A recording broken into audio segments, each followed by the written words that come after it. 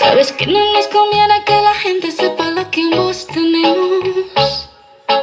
Que comemos de una fruta prohibida, nos encanta y lo sabemos. Yo no necesito ningún otro Don Juan que me abra la puerta